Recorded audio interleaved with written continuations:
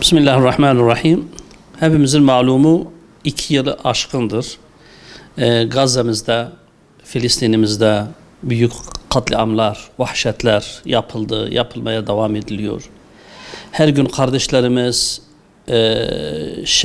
şehit ediliyor. Her gün sivil insanlar farklı sebeplerle yine katledilmeye devam ediliyor. Yani sözde yapılan anlaşmanın üzerinden geçen zaman içerisinde 1000'in üzerinde Filistinli masum insanlar şöyle veya bu şekilde şehit edildi.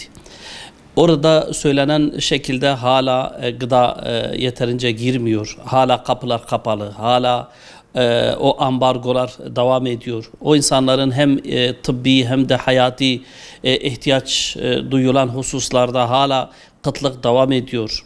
Dolayısıyla biz Müslümanlara şunu tekrar hatırlatmamız gerekir.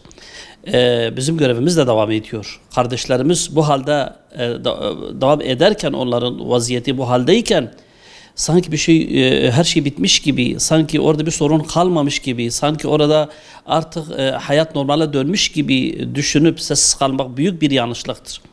Maalesef bizim durumumuz budur. Yani böyle hemen biliyoruz, hemen normalleşebiliyoruz, hemen unutabiliyoruz. Oysa hayır. Şu anda Gazze'deki açlık, Gazze'deki ilaçsızlık, Gazze'deki yokluk, Gazze'deki ölüm devam ediyor. O yüzden biz Müslümanların görevi de devam etmesi gerekir. Aynı hassasiyette ilk günkü gibi kardeşlerimizin yanında olmamız lazım. Dualarımızla, yardımlarımızla, infaklarımızla onları yalnız bırakmamamız lazım.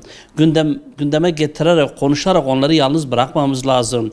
Aslında her zamanki gibi yine meydanlarda, sokaklarda yine onları konuşmamız lazım. Onlarla ilgili etkinlikler düzenlememiz lazım. Ama en iyisi, en önemlisi daha doğrusu, şimdi açlık ayrı bir şeydir.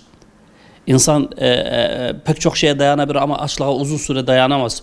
O yüzden Müslümanlar bir taraftan yardımlarını esirgememeli, diğer taraftan da İsrail'e karşı yapabileceğimiz şey olan boykotu çok sıkı, çok disiplinli bir şekilde sürdürmemiz lazım. Biz orada savaşa dahil olamıyoruz. Bu şekilde bir şey yapamıyoruz kardeşlerimiz için. Ama pekala oturduğumuz yerden İsrail'in, Amerika'nın, Siyonistlerin cebine gidecek paramız olmasın. Onlara para göndermeyelim. Bunu yapabiliriz ve bunu yapabildiğimiz için de bundan sorumluyuz. Buna dikkat etmemiz lazım. Bunu canlı tutmamız lazım. Tabii bu sadece Gazze için geçerli değildir. Bakın şu anda Lübnan Gazze gibidir.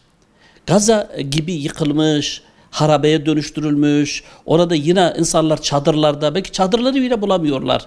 Yokluk içerisinde, sokaklarda hayatlarını idame ettiriyorlar. Kadınlar, çocuklar, yaşlılar. Dolayısıyla oradaki Müslüman kardeşlerimizi de hatırlamamız lazım. Lübnan'ı da unutmamak lazımdır. Ve bugün Lübnan'ın başına gelen Filistin sebebiyle de bunu da unutmamamız lazım. Netice itibariyle hepsi bizim kardeşlerimizdir. Hepsi Müslüman kardeşlerimizdir ve kardeşlerimize yani hiçbir şey düşünmeksizin yardım etmemiz gerekir. Bu bizim İslami kimliğimizin bir gereğidir. Allah-u Teala onların yardımcısı olsun, bizleri de onlara yardım edenlerden eylesin.